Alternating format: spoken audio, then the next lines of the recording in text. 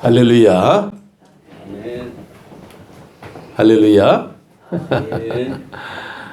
이제 할렐루야가 정말 실감나는 그런 부활의 계절입니다. 오늘 아침 날씨가 너무 따뜻해서 벌써 봄이 그냥 확 다가온 것 같은 느낌이 듭니다. 우리 감리교 총회에서는 4월의 첫 주를 무궁화 주일이라 이렇게 제정을 했습니다. 좀 익숙하지 못한 그런 모습이 있지만은 한서 남궁옥 장로님이 나라 사랑의 모습을 우리가 기억하자 하는 그런 의미 속에서 무궁화를 이렇게 보급하는, 그러면서 무궁화 주일로 이렇게 제정을 했는데, 이건 우리 감리교회만 있는 그런 제정입니다. 그러니까 다른 데는 없어요. 그리고 우리나라를 이제 아까 장로님 기도하시는 가운데 4월 10일 선거도 있죠. 참 나라 사랑하는 게 뭘까? 아주 오늘 정말 하나님의 은혜로 4월 첫 주 무궁화 주일을 이렇게 맞이해서 말씀을 나누고자 합니다. 대한민국을 상징하는 5개의 상징이 있는데 뭐겠습니까? 대한민국을 상징하는 첫 번째가 태극기입니다. 그래서 태극기가 있고, 두 번째는 애국가가 있죠. 국가가 있고, 세 번째는 무궁화입니다. 나라 꽃. 그다음에 네 번째는 나라 도장 국세입니다. 그리고 다섯 번째는 나라 문장, 휘장 그림처럼 이렇게 나오는데, 나라 문장은 우리가 여권에 보게 되면 여권 겉장에 나온 그것이 우리나라 문장입니다. 이 5개가 대한민국을 상징한다 하고 있습니다. 남궁옥 장로님이 학생들에게 이렇게 얘기를 했습니다. 우리는 아무리 화려해도 일주일 만에 다 지고 마는 벚꽃 민족이 아니라 한여름의 뜨거운 태양과 당덩이 맞서서 영원토록 피어나는 그런 무궁한 민족이다 라면서 독립의 의지를 일깨워 주셨습니다.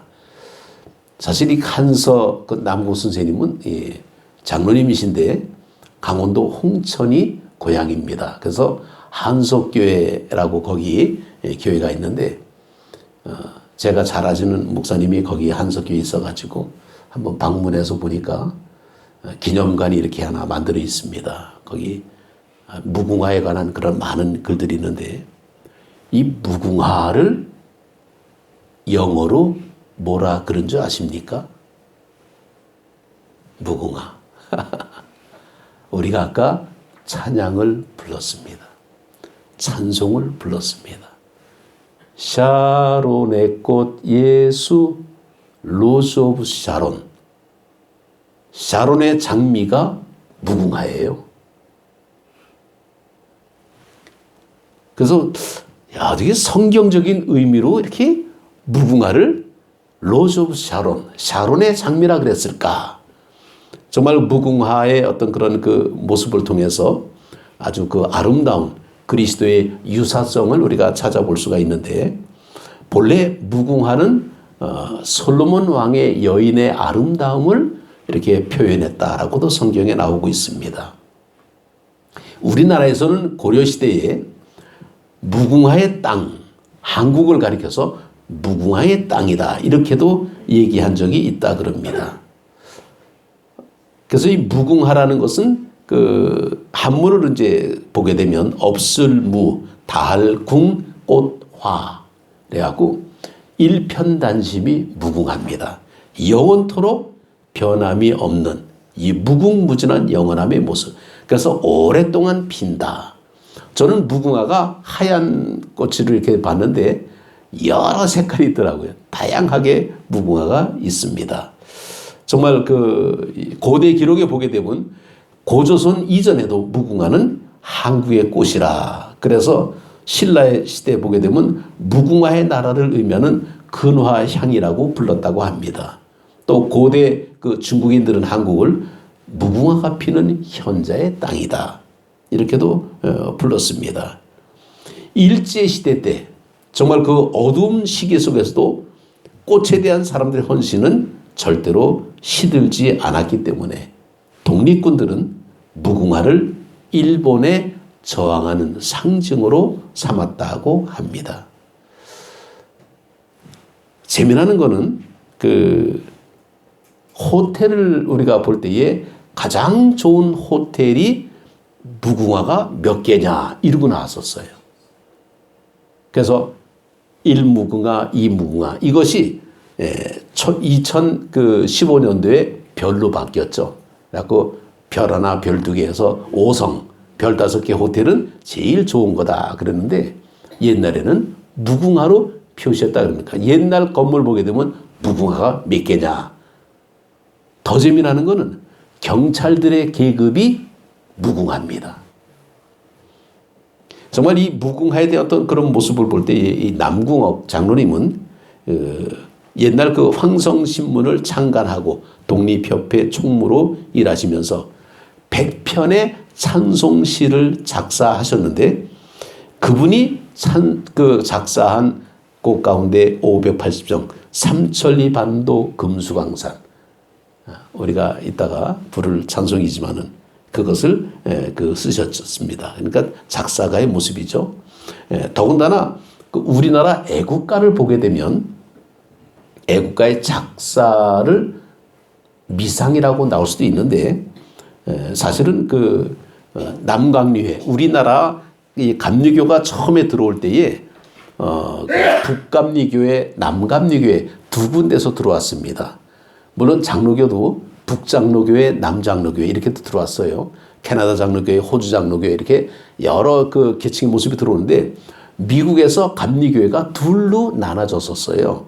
이제 그것이 이제 남북전쟁, 미국 남북전쟁 때 노예 해방을 하느냐, 노예를 인정하느냐, 이제 그런 모습으로 남북전쟁이 벌어졌을 때에 이 남감리교회하고 북감리교회가 그때 이제 또 갈라지게 됩니다. 그러니까 남감리교회 쪽은 부유한 사람들이 많았고 북감리교회 쪽은 좀 그 노동자 계층이 많았다 그러죠. 그래서 어쨌건 그 감리교회들이 선교사를 이렇게 보낼 때에 우리나라는 북감리교회에서도 선교사가 들어가고 남감리사에서도 선교사가 들어왔습니다. 그게 조선이란 조그만 나라에 북감리교회는 뭐고 남감리교회는 뭐냐? 그때 우리나라에서는 통합하자. 그래가지고 우리는 그냥 감리교회로 하나로 조선감리교회로 묶었습니다. 그랬더니 미국 감리교회가 부끄러워서 우리도 하나로 합시다 하고 만든 게 연합감리교회입니다. 참 놀라운 사실이에요. 우리나라가 감리교로서는 미국 연합감리교를 만든 거나 다름없는 그런 모습인데 북감리교회에서 들어온 교회들, 북감리교회 그 선교사들이 우리나라에서 교회를 개척할 때는 서울에 있는 한강이 아니라 그 청계천, 이제 그쪽 주변으로 해서 이렇게 교회를 개척을 하다 보니까 청계천 다리 교자가 들어가죠. 그래서 교자 이름이 많습니다. 종교교회, 그 다음에 수표교교회, 자교교회, 이런 식으로 교자 들어간 교회가 옛날 교회 이름이 그래요. 그게 이제 남감리의 모습이고, 북감리에서 이제 들어와서 개척한 교회들 이름은 동자가 많아요. 정동교회, 상동교회, 이런 식으로. 그래서, 교회들이 이렇게 막 이제 들어오면서 조금씩 바뀌긴 했지만은 처음엔 이제 그런 모습으로 이제 들어왔었습니다. 그런데 이 애국가를 창시한 작사한 우리는 이제 윤치호 박사라고 얘기를 하는데 그 사람이 이제 남감리회와 종교교회를 이렇게 세우는데 큰 일을 하셨고 남궁옥 장로님한테 가서 무궁화동산이라는 시에서 무궁화 삼천리 화려강산의 후렴을 사용해도 좋느냐라는 허락을 받아서 애국가를 작시했다 그럽니다. 그래서 우리 애국가에 보면 무궁화 삼천리 화려강산 이게 나오잖아요. 이게 남궁 선생님의 그 작사의 모습 시에서 따왔다. 이제 그런 글도 있습니다. 참 이 모습은 나라를 사랑하자라는 그런 의미 속에서 제정된 그 모습이었고, 오늘 이제 본문의 말씀을 보게 되면 오늘 본문은 사실 그 예루살렘에 모여든 수많은 사람들이 그 오순절날 성령 강림으로 말미암아 큰 성령의 역사가 일어난 그 장면의 모습입니다. 그런데 이 오순절, 그러니까 이 유대인들은 절기를 지키는데 3대 절기를 지킵니다. 그러니까 유월절, 오순절, 초막절 이렇게 절기를 지키는데 우리하고는 조금은 좀 이미지가 좀 다르기 때문에, 그래서 유월절의 모습은 예수님의 고난과 부활의 모습을 이렇게 많이 의미하기도 하고, 그리고 나서 예수님께서 부활하시고 승천하시기 전까지 약 40일 동안을 이 땅에서 증거하셨습니다. 내가 부활했다. 그리고 감람산에서 승천하셨습니다. 그러고 나서 오순절날 성령이 임하게 됐습니다. 그러니까 6월절에서 오순절까지는 50일 기간이 걸립니다. 이 주일날 안식일이 50일이 지나니까 오순절이 되는 거죠. 근데 그때가 언제냐면 첫 열매, 첫 곡식이 익은 그런 때입니다. 그러니까 초실절이라고도 얘기하고, 또 그때 보리가 익어가는 계절이라 했고 맥추절에도 얘기를 합니다. 그러니까 여러 가지 모습으로 우리에게 전해지고 있는데, 그 오순절날 사실은 옛날 구약에 보게 되면 시내산에서 하나님께서 율법을 모세에게 이렇게 주신 그날이 오순절이다. 이게 출애굽기 19장에 보게 되면 연도 계산 이렇게 날짜 계산 이렇게 쫄추 나오는데, 그때 무렵이겠다. 아마 봄쯤이겠다라고 나옵니다. 그래서 이때가 오순절이구나. 그래서 이 이스라엘은 농경 문화 속에서 살았기 때문에 농경 문화의 표현의 모습이 오순절, 곡식의 모습으로 이렇게 등장하게 되고, 그래서 초막절, 이것이 장막절, 곡식을 많이 저장하는 창고의 모습이 되기도 하고, 이전에는 이스라엘 사람들이 광야를 들어올 때에 천막을 치고 살았다. 광야에서 생활할 때 이것이 이제 장막절의 모습으로 바뀌고, 그러니까 농경 문화의 모습이 이제 성령의 역사로 이제 바뀌어지게 되는데, 오순절 날이 바로 그런 겁니다. 이게 곡식 문화, 초실절, 맥추절 이런 곡식의 문화가 성령이 임함으로 말미암아 오순절이 성령 강림절로 바뀌어 버리게 됩니다. 근데 그렇다고 의미의 모습은 같아요. 오순절이나 성령 강림이나 이제 같은데, 우리로 보게 되면 지난주가 부활절이었죠. 그래서 50일을 계산하게 되면 5월 셋째 주쯤이 성령 강림이 됩니다. 그래서 우리는 그렇게 이제 계산을 하게 되는데, 이때 오순절, 그러니까 절기가 되게 되면 많은 사람들은 예루살렘 성전에 와서 제사를 지냅니다. 근데 많은 사람이 누구냐? 흩어졌던 유대인들. 그 흩어진 유대인들을 디아스포라라고 얘기하는데, 흩어진 범위가 상당히 넓습니다. 여기 사도행전 2장 9절에서 10절에 보게 되면, 우리는 바데인과 메데인과 엘람인과 메소포타미아, 유대와 갑바도기아와 본도, 아시아, 부르기아, 밤빌리아, 애굽, 구레네, 리비아, 로마, 그냥 그레데, 아라비아 여러 지역, 그러니까 흩어진 그런 모습인데, 이쪽 끝에서 저쪽 끝입니다.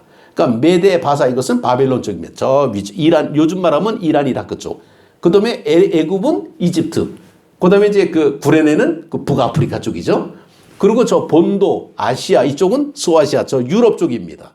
우리가 잘 아는 에베소, 빌립보, 골로새 다 그쪽 지역이죠. 그러니까 다 흩어져 사는 유대인들이 이 오순절날 이 예루살렘에 와서 근데 처음 익은 열매를 가지고 그것을 떡을 만들어서 제사를 지내는 이제 그런 상황의 모습인데, 예수님께서는 너희는 예루살렘을 떠나지 말고 기다리라 라고 말씀하셨기 때문에 예수님의 제자들은 예루살렘 한쪽에 모여 있습니다. 그러나 유대인들이 너무나 많다 보니까 그 중에는 예수님을 믿는 사람들을 반대하는 사람이 너무나 많았기 때문에 예수님의 제자들은 숨어서 모여 있을 수밖에 없었습니다. 그 장소가 마가의 다락방이었습니다.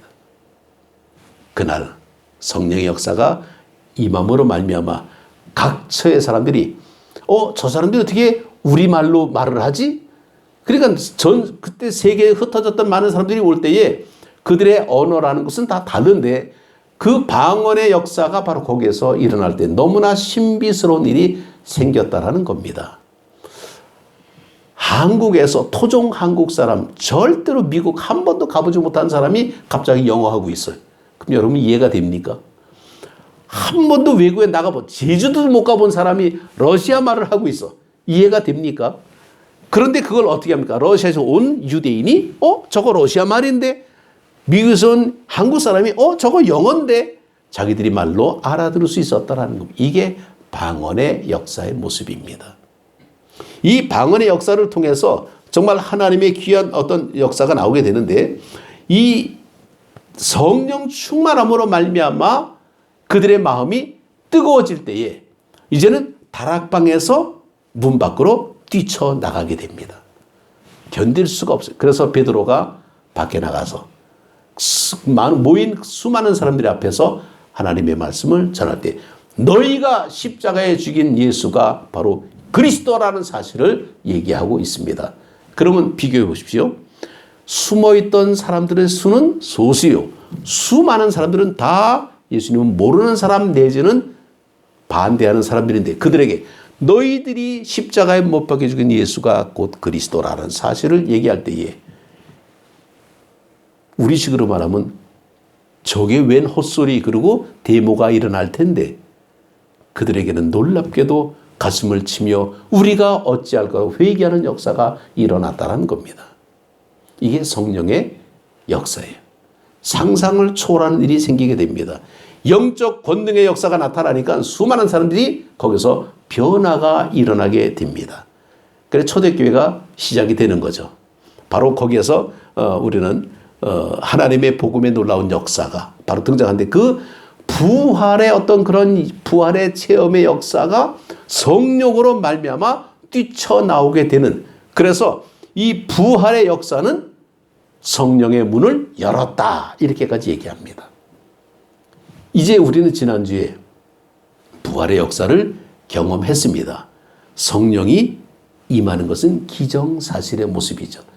그러므로 우리의 마음이 열려야 되고 우리는 복음을 증거해야 됩니다. 요한복음 20장 22절에 보게 되면 정말 예수님께서 제자들에게 말씀합니다. 숨을 내쉬며 이르시되 성령을 받으라. 정말 이 성령을 받을 때에 우리가 흔히 성령 주고받고 하는 거냐 그런 건 아니지만은, 주님께서 우리에게 성령의 은혜를 사모할 때에 성령께서 임하는 것을 볼 수 있습니다. 그냥 쉽게 얘기하면 목마른 사람이 먼저 물을 찾는다라는 거예요. 갈급함이 있어야 성령의 충만함을 받게 됩니다. 교회를 아무리 오래 다녀도 이성적으로, 지성적으로 예수를 믿는 사람들도 있습니다. 그런데 때로는 정말 그런 가운데 변화됨을 말미암아 나도 모르는 내 몸의 변화를 느끼는 사람들이 있어요. 성령의 역사를 거스릴 필요가 없습니다. 받아들이고 인정하고 자복하고 회개할 때 제일 먼저 나타나는 역사가 방언의 역사가 등장하게 되죠. 이게 성령의 역사가 바로 그렇게 임하게 됩니다. 요한복음 14장 16절에 보게 되면 내가 아버지께 구하겠으니 그가 또 다른 보혜사를 너희에게 주사 영원토록 너희와 함께 있게 하리니 라고 말씀하고 있습니다. 주님께서 이제 이 땅을 떠나게 되면 내 대신 주님께서 보혜사 성령을 너에게 보내주시겠다라고 요한복음에 나타나고 있는데, 여기 성경에 보면 또 다른 보혜사를 너에게 주사 그랬더니 또 다른 그랬더니 저 신천지 이만희가 내가 보혜사다 이러고 헛소리합니다. 아주 웃겨. 이게 저 헬라말을 보게 되면 알로스라 그러는데 이것은 똑같은 종류 중 다른 어떤 것 이렇게 나옵니다. 바로 성령은 예수님입니다.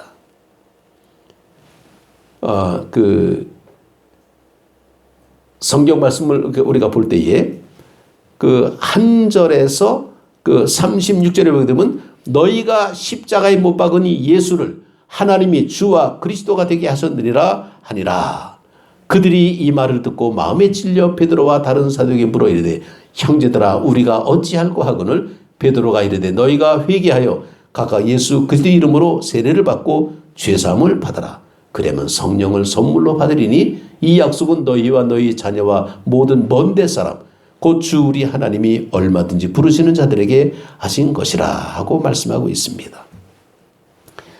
정말 이 성령의 역사가 임함으로 말미암아 하나님의 말씀이 선포될 때에 가장 먼저 받아들이는 모습이 회개의 모습으로 나타나게 되는데, 왜 회개가 중요하냐 그러면 아무리 목말라도요 더러운 그릇 가지고 물을 안 떠먹잖아.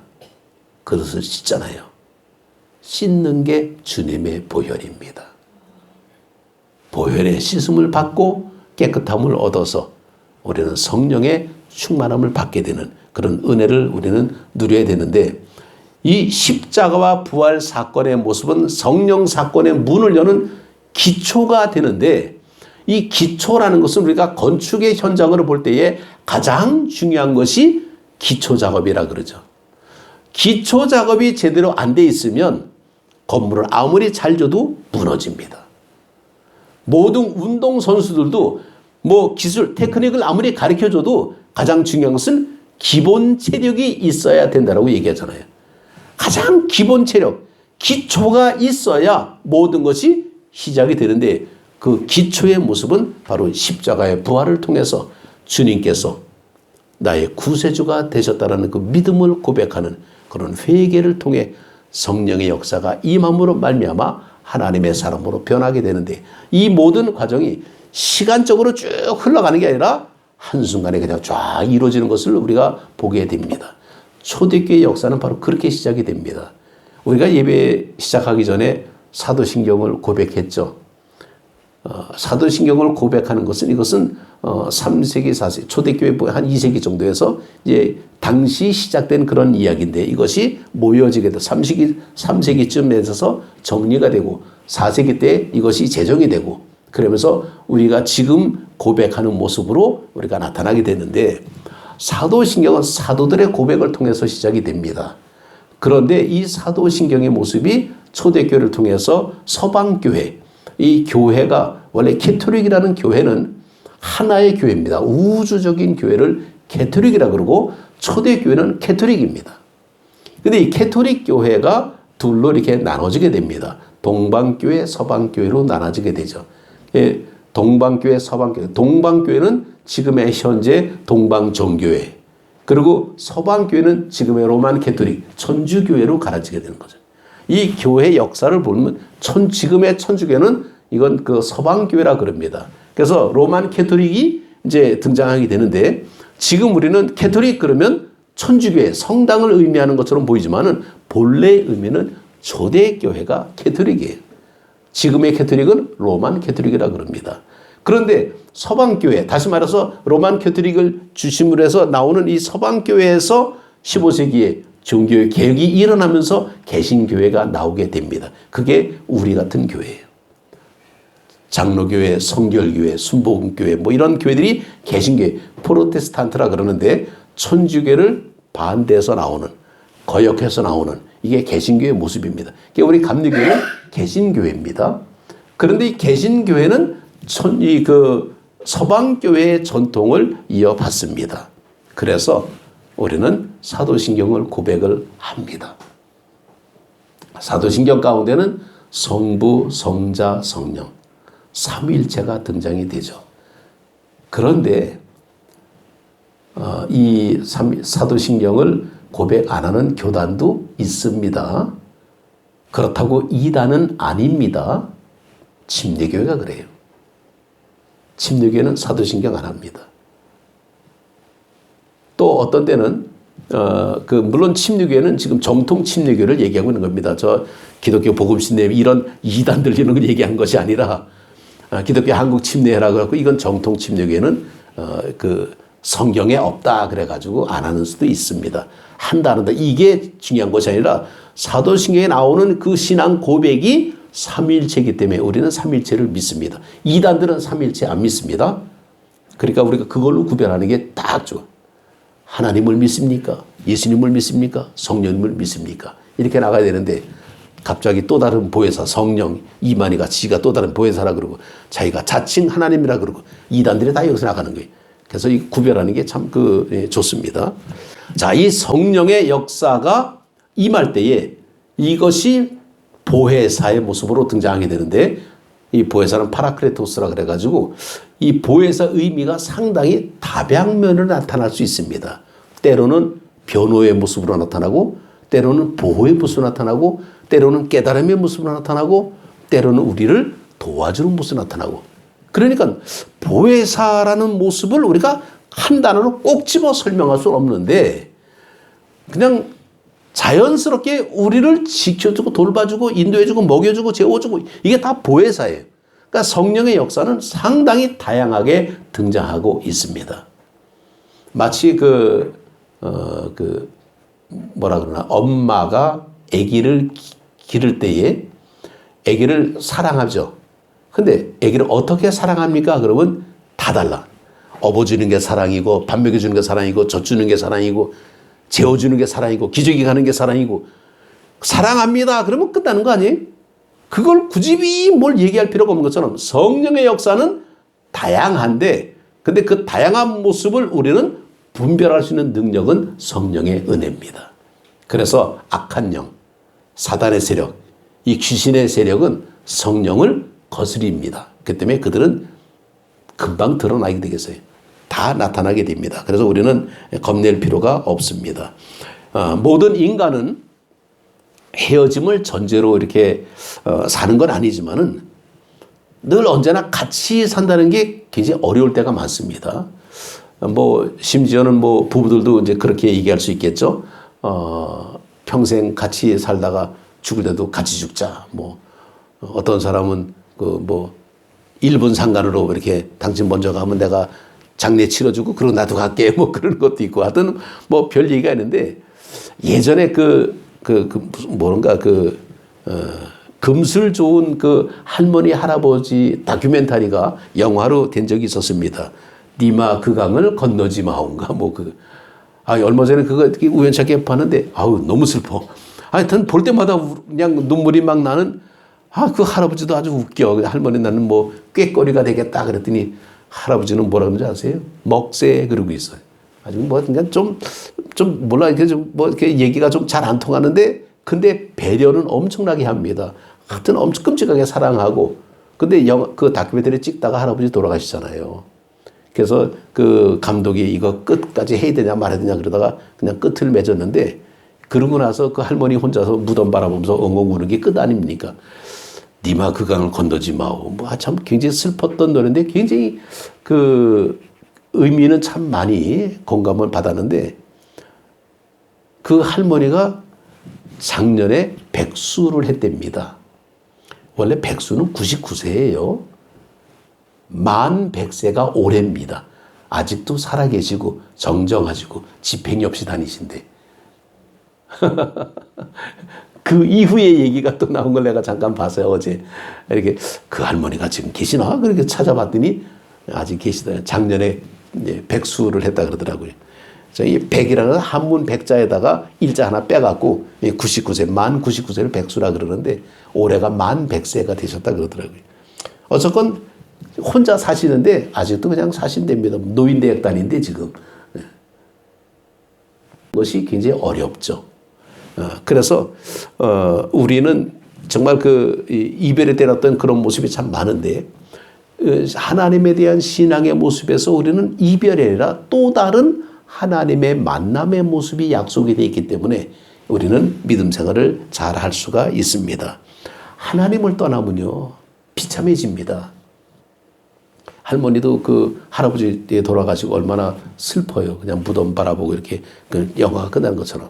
삼손이 그랬죠. 성령의 능력을 받을 때는 파워가 있었지만은 결국은 뭡니까?